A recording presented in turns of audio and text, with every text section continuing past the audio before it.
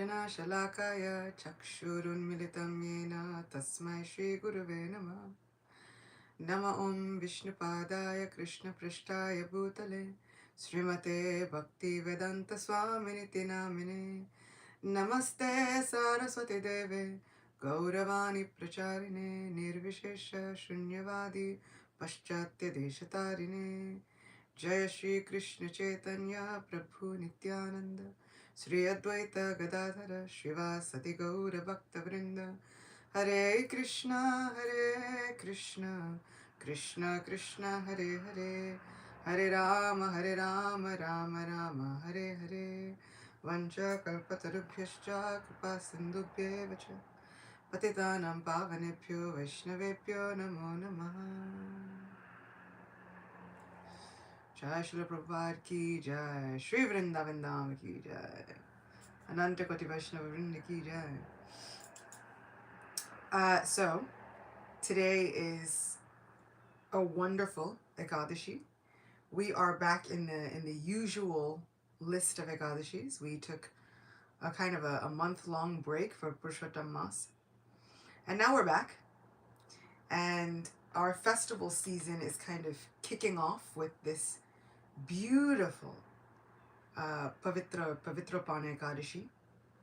And this Pavitropana Ekadashi begins the swing festival season in Vrindavan. And so this we'll speak about this swing festival for the rest of this lecture. Srimati Radharani loves the swing festival because it is a time when she goes back home to visit her parents' house. She stays most of the time in Yavat with her in-laws, Jatila, Kutila, Abhimanyu, and all the rest.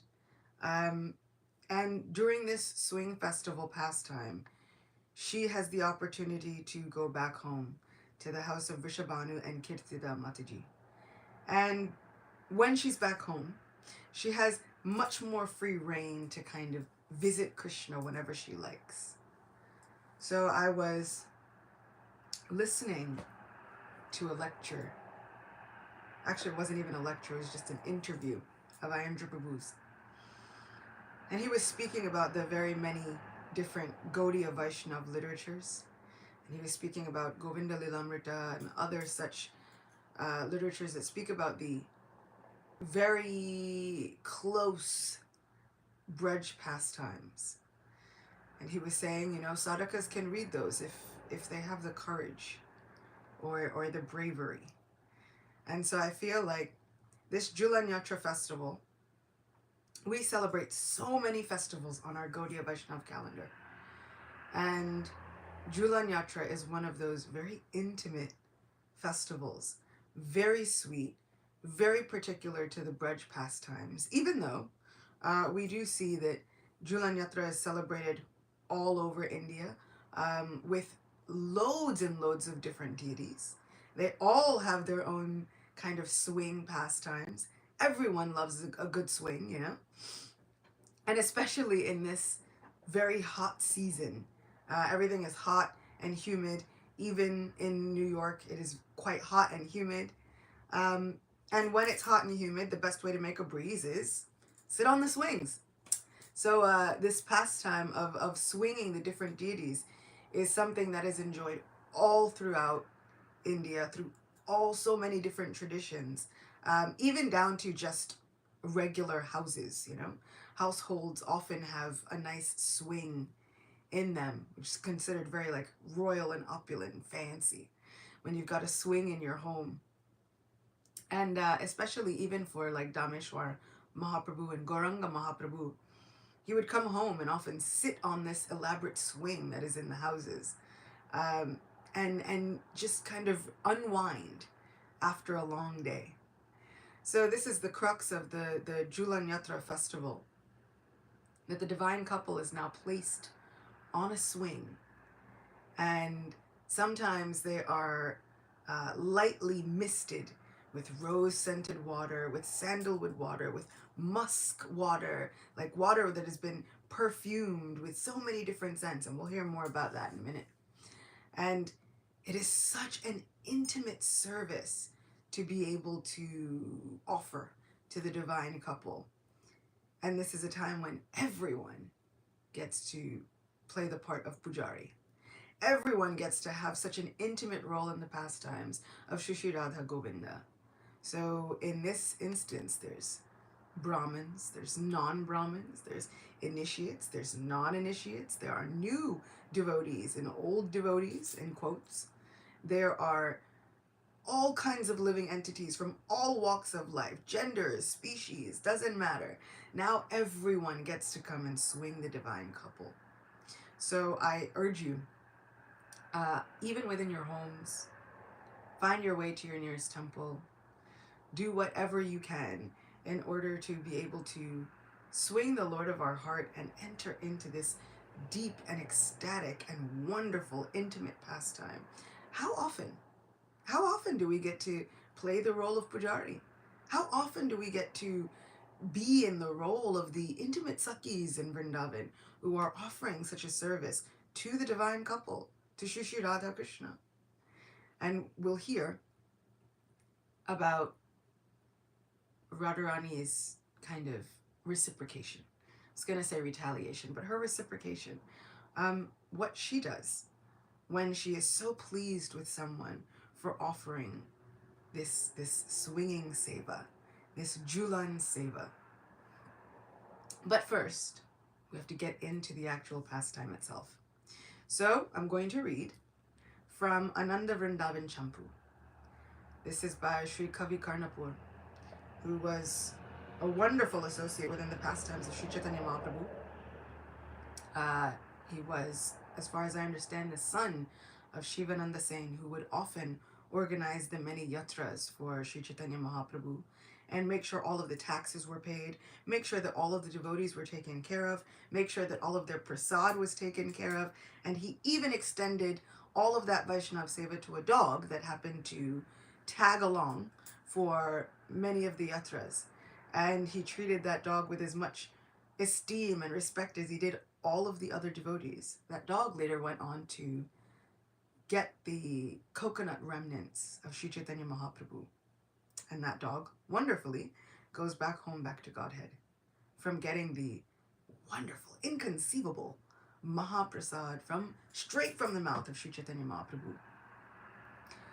So this Vaishnav Sangha and the association of Vaishnavas is so incredibly important for all of us. We are a little bit like that dog, tagging along and hoping that the Vaishnavas will take pity on us, hoping that the Vaishnavas will have a soft spot of compassion in their hearts for us. And maybe, just maybe, one day, we ourselves will be introduced to Sri Chaitanya Mahaprabhu, and we'll be so fortunate if we can just please him enough to get the remnants from Sri Chaitanya Mahaprabhu himself, even in the form of this wonderful holy name that he is constantly giving all of us. Hare Krishna, Krishna Krishna, Hare Hare, Hare Rama, Rama Rama, Hare Hare. So, without further ado, from Ananda Vrindavan Champu, this is the celebration of the swing festival pastimes. On another day, Krishna performed the swing festival Julan Yatra, which is the perfect object of meditation for those desiring a taste of devotion. On that day, the sweet pastimes of Radha and Krishna far surpassed the sporting of the demigods and their wives in the celestial gardens. This chapter describes Krishna's ecstatic swing festival, which is incomprehensible to the three worlds. The swing festival was held in a special place in Vrindavan, which was bordered by a line of desire trees of equal height, with round trunks and branches whose ends intertwined, leaving a bare space in the middle. The line of trees appeared like a wall of sapphire jewels.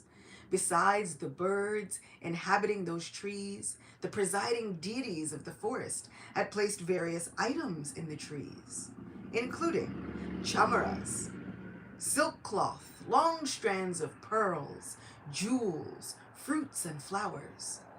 A square-shaped, golden stage stood in the center of the decorated trees.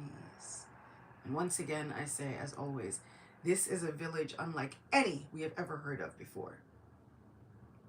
In the middle of the stage was a jeweled kunja with 4 doors. 4 Harichandan trees stood as pillars in the corners of the kunja. The intertwining of the trees' upper branches formed an overhead canopy. The swing hung on thin golden ropes tied to the branches of the Harichandan trees. This arena appeared in the center. Each gopi group leader had a personal kunja or grove with a swing in the 4 directions radiating from this central arena. The other arenas, lined with pleasant devataru trees, radiated green all around and resonated with the singing of young cooing birds. They served as embodiments of festivity for the entire earth. 1 swing hung from each pair of trees, and sitting platforms for the gopis encircled the bases of these trees. Golden chains, tied securely to the branches of the trees, hung down in straight lines. In the center arena, 4 lines of swings belonging to different group leaders faced the 4 doors of the main kunja. Herds of deer frolicked about joyfully in the flat open land surrounding the kunjas. The hearts of everyone immediately flooded with joy just by seeing these areas, which were illuminated by chintamani gems and by trees as brilliant as coral. The top branches of the trees joined to form natural, pleasing green canopies. Gazing upward forever, one could not find the tops of those tall trees. The moonlight filtered through the canopies of the trees and made small filaments of light on the forest floor that looked like piles of sesame and rice. Thinking it was food, the female deer tried to lick it. The 4 kunja mandaps, or the raised platforms, were so similar that even the devatas could distinguish them only by their placement in different directions. In those areas, the Vandevis, or the forest goddesses, had stretched a canopy in preparation for the swing festival. The scattered moonlight appeared like pearl belts taken from the deities of the directions, broken by the steady wind and broadcast on the earth out of respect for the land of Vrindavan. It appeared as if all the stars in the sky, in great bliss, left their positions to come offer their respects to the land of Vrindavan. Pieces of rustling silk cloth from the goddess of the sky formed the rooftops of the kunjas and hung down quivering like tongues trying to lick the dust of Vrindavan. Wow, we hear that everything is conscious within Vrindavan, even the cloth. The nets of pearls hanging from that cloth were swinging gently in the soft breeze and pleasantly resounding like tinkling ankle bells. The forest gods had decorated the canopies with strings of various kinds of fruit and with fine scented chamaras resembling white lotuses born from the sky or swans flying up from the lake of moonlight.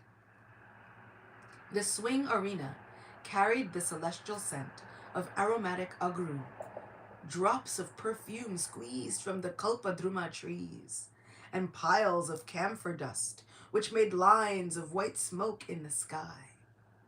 Impatient and anxious to begin the swing festival, the devatas and their wives, the siddhas, the vidyadharas, the charanas and kiranas played their instruments as they arrived in Vrindavan in their innumerable celestial airplanes. So this is a sight that we get to see in Kali Yuga, in the West, that even the demigods are clamoring to see. I will say that I am proud to be born in Kali Yuga, where this place, this time will give us every single reason not to be Krishna conscious. But if we just endeavor a little to be Krishna conscious, We are praised by even the greatest of the demigods. We become praised and admired even by Narada Muni himself. I have to say that the verse is true, that Kali Yuga has an ocean of faults. However, when we follow Sri Chaitanya Mahaprabhu's movement, it makes us look like glittering gems and stars and many millions of moons within a darkened sky. So I am proud to be born in this Kali Yuga. Yes, the endeavor is greater. But when we endeavor just a little bit, Krishna and everyone else in the universe is so excited and so happy that they're clamoring, even just like they're clamoring to see this swing festival. They come running to see. Let us see what these people of Kali Yuga are doing. It's so difficult to be Krishna conscious, but look, they're trying against every and all odds. So in a jubilant mood, the gentle goddesses from different forests, carrying various festival ingredients in their hands, assembled in Vrindavan. With friendship, kindness, and all good qualities, they finished decorating the swing arena and built an impressive entrance with the best garlands. From all directions, flocks of joyful birds came fluttering to broadcast the sweetness of the swing festival. They perched peacefully on the twigs and branches of the trees around the arena. Eager to see the wonderful swing festival, the birds sang the glories of Krishna, while their own hearts swung in delight. See, this is what we can do. Forgetting all troubles and impelled by curiosity, varieties of deer gathered in the kunjas. They stood as motionless as figures in a painting, appearing as if they had not been attracted to the forest by the sound of Krishna's flute, had not abandoned their household duties, and had not opposed their elders. The doe-eyed gopis, like touchstones for pleasurable pastimes, suddenly manifested out of nowhere, as if coming directly from the desire trees. Colored with kumkum, their waists glistened, ready for dancing. They wore fluffy petticoats, covered by fine silk dresses extending to their ankles. Glittering bodices beautified their breasts. Their effulgent bodies were adorned with festive colored sashes and tinkling waist belts. As a person who really enjoys fluffy petticoats, I really liked that section. How wonderful are the gopis of Vrindavan. The soft, rounded shoulders of the gopis rivaled the flower bow of Cupid. The gopis had tucked flower arrows in their girdles and held flower bombs in their hands. In the arena of the artful, amusing swing pastimes, the blissful gopis appeared like the incarnation of Rati, the goddess overseeing festive love battles. She's also the wife of Cupid. Some gopis had flower pollen sachets hidden in their golden waist belts. Those bags of pollen seemed like the accumulated wealth of their skill in playful lovemaking, collected over a long period of time for purchasing the jewel of Krishna's mind. Some gopis held thousands of flasks filled with fragrant agru, musk, camphor, and sandalwood ointments. These thin, delicate flasks would break open with just a breath. Others carried ingeniously designed syringes or water guns called pitchkaris, filled with flower essences, kumkum water, sandal water, and musk water. The gopis looked like well-armed soldiers, ready for the battle of love. Anxiously awaiting the arrival of Radhika Sham to start the festival, each of the gopis, the jewels among women who were more beautiful than the soldiers of Cupid, thought that she would swing first. The gopis entered the 4 arenas around the main area while discussing this amongst themselves. Out of excitement, they made a din with their loud laughing that resembled the sweet cooing of the cuckoos. Krishna entered the swing arena with his left arm resting on Radha's shoulder, holding his flute. In his right hand, Krishna twirled a lotus flower, while his bangles chimed happily. A pleasing peacock feather topped his reddish turban that tilted attractively to one side.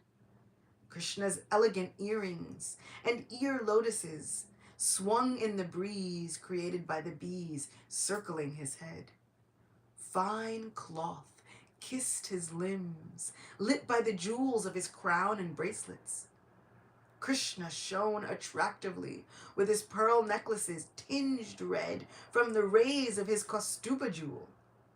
Light, delicate footsteps accented his graceful yet playful gait.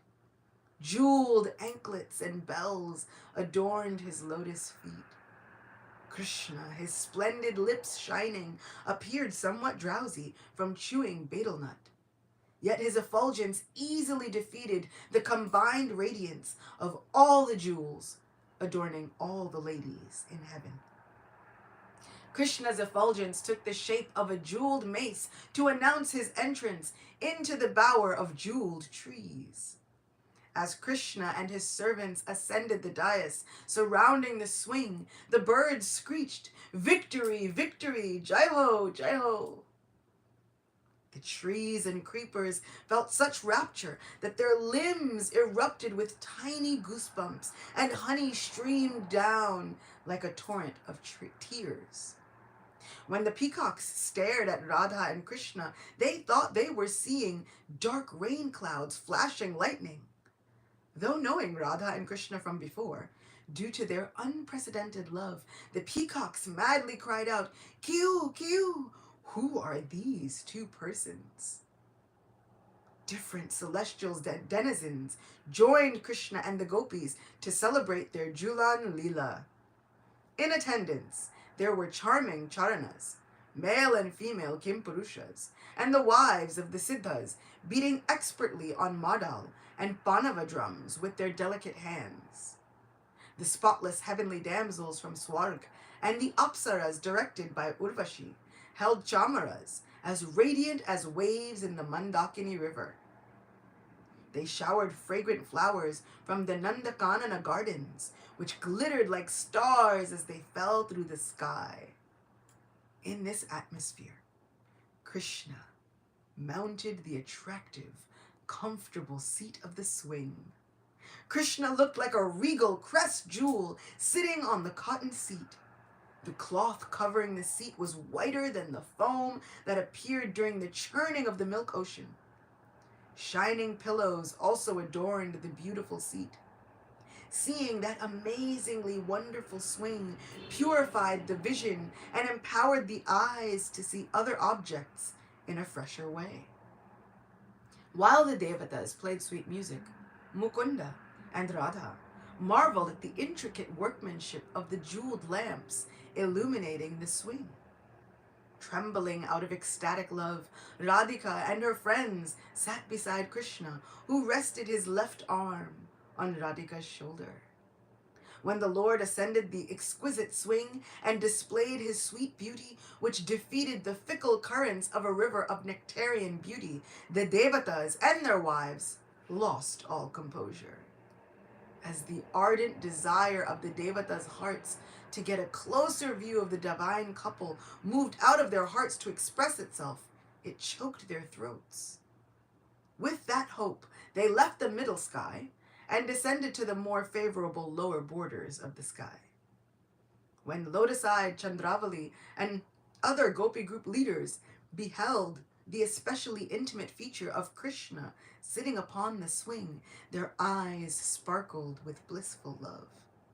The gopis, adorned with colorful makeup and tinkling belts, mounted their respective swings and loudly sang sweet songs in the appropriate tempo. So, makeup is completely bona fide, just saying. Chandravali and her group sat facing Murari. Bhadra and her associates sat on his right. Shama and her followers on the left. And Danya and her assistants sat behind Murari. Crowding the 4 outer yards, other joy-filled gopis sang melodious songs with the finest artistic skill. Their effulgent complexions conquered a garden of golden creepers. As they softly vibrated their 7-stringed venas, the gopis produced pleasing ambrosial music of unequaled excellence. Holding on with one hand and swinging their bodies, the gopis moved gaily on the swings as swarms of bees followed them. With their free hands, the gopis took fistfuls of powder from the bags tucked in their belts and forcefully threw it into the air while their bangles jingled along. Scattered here and there by the wind, the colored powders spread a hue throughout the sky, like a screen of fresh java flowers. The Devatas, anguished by this obstruction to seeing Krishna's pastimes, repeatedly showered flowers to remove the recurring screen of dust. It appeared that the clouds dripped flower nectar. As the Manjaris gracefully pushed the swings, Vrinda and others shouted, "Jai Ho! Jai Ho!"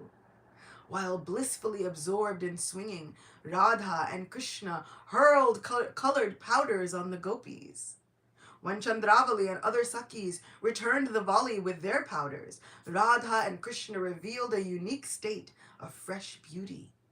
As the powders thrown at Krishna blew away in the wind, the gopis filled their reddened hands with sandalwood powder and other fragrances to balm Krishna again. Radha's friends, who were experts in shooting pitchkaris, those water guns, full of sweet-smelling colored water, assembled around the swing of Radha and Krishna. Suddenly, Chandravali and her Sakis attacked Radha and Krishna with pitchkaris full of color. With their jeweled pitchkaris loaded with scents and glittering like the moon, Radhika's Sakis counterattacked Chandravali and her group with a fountain spray of color. Aimed mainly at Chandravali, that spray of liquid scent did not even once touch the bodies of Radha and Krishna. Gathering their forces, Radha's Sakis, who were eager to win the battle, shouted, "I am winning! I am winning!" In the pandemonium, a few more gopis picked up pitchkaris and wildly squirted other gopis. In the excitement to win, some bottles of liquid fell and broke, releasing thick streams of agru and sandalwood-scented liquid over the ground. When the flower bombs, being forcefully thrown from all directions, came too close to the son of the king of Vrindavan, the gopis deflected them. If, however, any bomb happened to hit the dark blue body of Krishna, Radhika herself happily wiped it off with her soft hand moistened from perspiration. Feeling disturbed, Krishna lost his composure upon seeing the condition of the gopis. He was afflicted with pride and apprehension. To increase the pleasure of the doe-eyed gopis, who gazed at him with shy, downcast eyes like chakoris, agitated by the moon, Krishna abandoned all rules of formal conduct and followed the whims of Cupid. Witty, humorous, and controlled by his consorts, the brother of Balaram, rolling his eyes in desire, challenged the groups of gopis, facing him on all sides, eager to play holy with him. Skillful at sport, Hari smashed the gopis in the southern direction with a deluge of colors. While moving on their swings and firing red powder at Krishna, the beautiful gopis appeared as victory flags of cleverness. Then Krishna subdued the playful, blissful girls on the northern side. Next, he defeated the gopis and their associates in the western direction, who kept swinging the whole time while strongly desiring pastimes of enjoyment. Their eyes and bodies defeated the beauty of lakes full of lotus flowers. Then he conquered the elegant, excited women on the eastern side, who were particularly attractive, being seated on swings directly opposite him. While swinging and throwing ruby red powder with his lotus hands, Krishna shared a seat with Radhika, who possesses the limit of all excellent qualities. After winning the battle of Holi, Krishna, smiling brilliantly, desired to please the different groups of swinging gopis. Starting in the eastern direction, he faced each group and dexterously moved his swing in 2 different directions. When Krishna swung east or west, he moved the swing directly towards the gopis in those directions. When he swung to the north or south, those gopis sat next to him. In the joy of such counter swinging, Krishna's necklaces, forest garland, and shining earrings all joined in the festival. Krishna enacts these two types of eternal pastimes, manifest and unmanifest. This is the crest jewel of all of Krishna's pastimes. This is our Julan Yatra, our swing festival. So, after this wonderful swinging occurs, we hear from many other sources that Srimati Radhika is so pleased with everyone who has offered such service during this Julan Leela that she herself jumps off of the swing and catches a fortunate gopi by the hand. And she pulls that gopi and makes her sit on the swing. And one by one, everyone who has helped in this swing festival, she makes them sit on the swing next to Krishna. And then all of the Sakis push that fortunate soul on the swing with Govinda. This is our fate. This is what lies in store for all of us. So during this swing festival for the next few days, any time that you are swinging, look at the deities with such affection, such love within the heart that they will understand, here is a soul who is happy, joyful, just waiting for this festival, coming to serve me. And Radharani will be so happy with our service that she will jump off the swing herself, catch us by the hand and say, you come and sit and swing with Govinda. Srimati Radharani is so kind and compassionate that when she sees a soul who is offering such service, she is eager to share the Lord of her heart with them. I don't know anything more compassionate than that. I don't know anyone more merciful than our Srimati Radharani. It is that same compassionate, merciful, loving heart that inspires Sri Chaitanya Mahaprabhu to give everyone within the entire universe what is dearest to him. This love of Krishna, this beautiful holy name within which is hidden all of the pastimes, within which is hidden Radha and Krishna themselves. Hare Krishna, Krishna Krishna, Hare Hare, Hare Rama, Rama Rama, Hare Hare. I offer my obeisances to Sri Chaitanya Mahaprabhu, who is so magnanimous and who has come to give what no incarnation has ever given before, this wonderful Krishna Prema. Namo Mahavadanyaya Krishna Prema Pradayate Krishnaya Krishna Chaitanya Namne Gauratushe Namaha. Julan Yatra Maha Mahotsava ki jai, Ekadashi Titi ki jai, Shri Vrindavan Dham ki jai, Srila Prabhupada ki jai. Thank you, thank you. My breath is almost just taken from me. I don't know how we can possibly respond to that other than saying thank you, thank you, thank you, thank you so much. I felt like I was right there. I could see we were debating in the chat whether it was flower bombs, like, or if it was flower bombs, like bombs, the explosive bombs. kind. Oh, okay, see, there we go.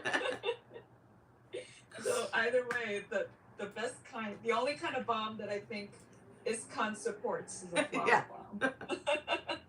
That's awesome. So thank you so much, Achyuta Gopi Prabhu, for taking us through that pastime. It was it was just reminding me of the first time that I got to swing I call them the baby deities at the Bhakti Center, they're called Chota, right? They're Chota deities. But I didn't know that term, so I was just like, the baby deities, I want to swing the baby deities. and like you said, like this is one of the few times that we get to be pujaris, those that don't have Brahman initiation and haven't gone through the whole training. We actually get to serve Radha and Krishna and see them swing. And I remember just crying because I couldn't believe that I was getting to do it. So yes, I put in the chat for those of you who are near New York City. There's a link with more information on how you can participate in the Julan festival at the Bhakti Center, which actually starts today, right? And there's going to be one. Usually it's in the evening, but today you get to do it in the morning. So I definitely recommend it. It's 100% gorgeous. So Jamuna Jaya has her hands up. So go for it. Hare Krishna, Achitagavi, thank you so much. Just so beautiful. I spent all last week performing at a day camp, and I was watching a whole bunch of kids on the swings and the playgrounds there, and I could just so picture that because it was that or like the way puppies play. Yeah. Like, all right, and so the whole time I was just thinking that's exactly what it is. And then there's one point you said that what they were seeing, or I think it was the demigods, I can't remember, what they were seeing purified their eyes so they could see things in a different way.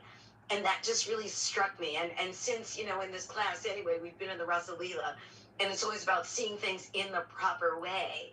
Listening to seeing this is really it's really scrubbing our eyes and seeing that this is no ordinary play. This is transcendental play. This is the spiritual world. And one more thing I'll just say, my first trip to India, my first night was at the Flower Festival.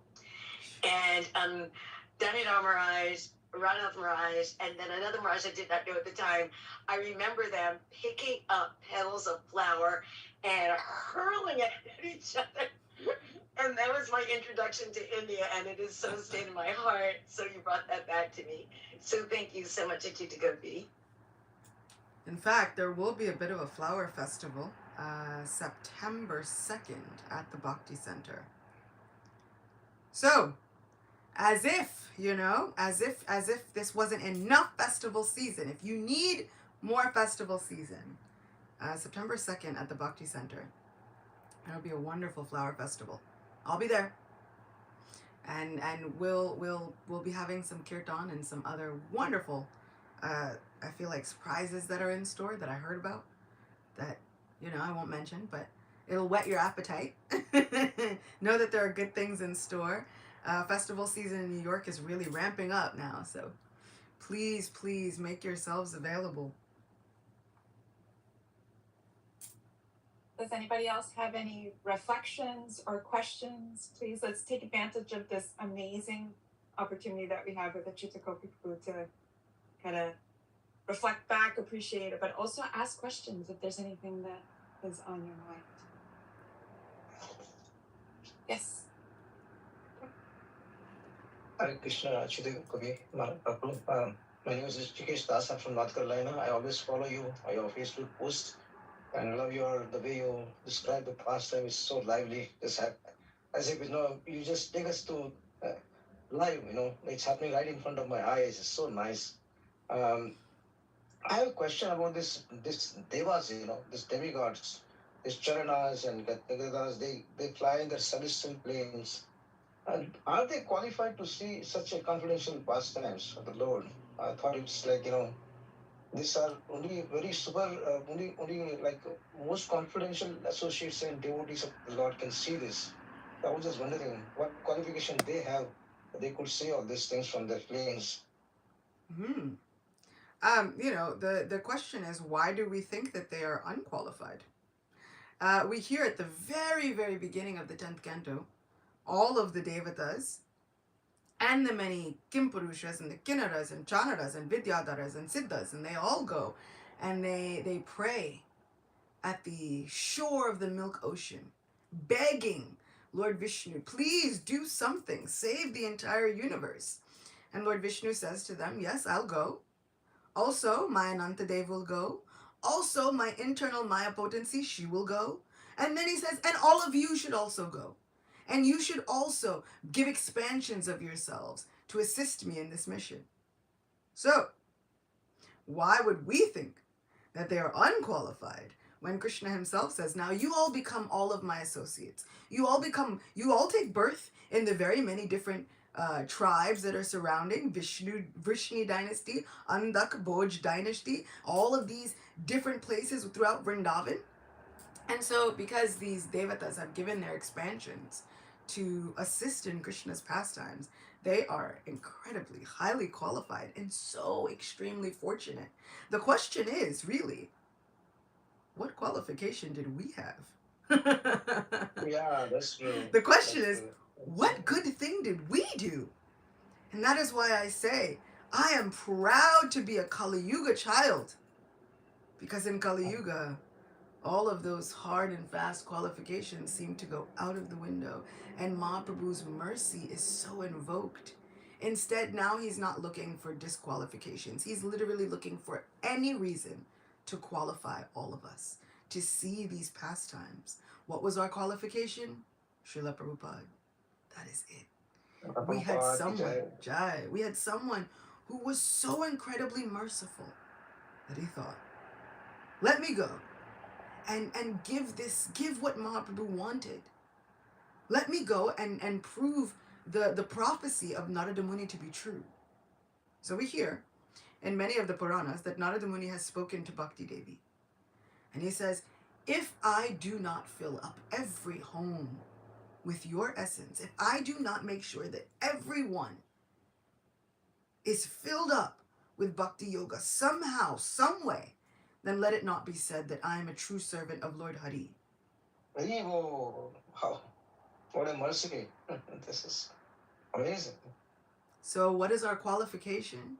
Is that we were born in the darkest time ever.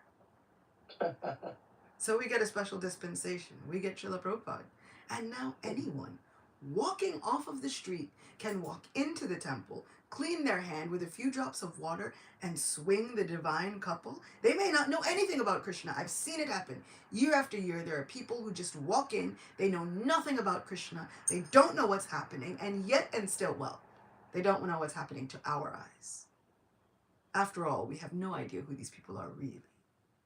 But to our external vision, right, like the demigods before they were able to see this wonderful pastime, we have no idea who they are. To our external eyes, they look like they've just come out of nowhere, much like we look to all of the devatas and everyone else in the universe. It's like, who are these souls? They just popped up out of nowhere, just like the gopis, as appearing out of nowhere, as if they hadn't left their household chores and left all their families and come over hill and dale.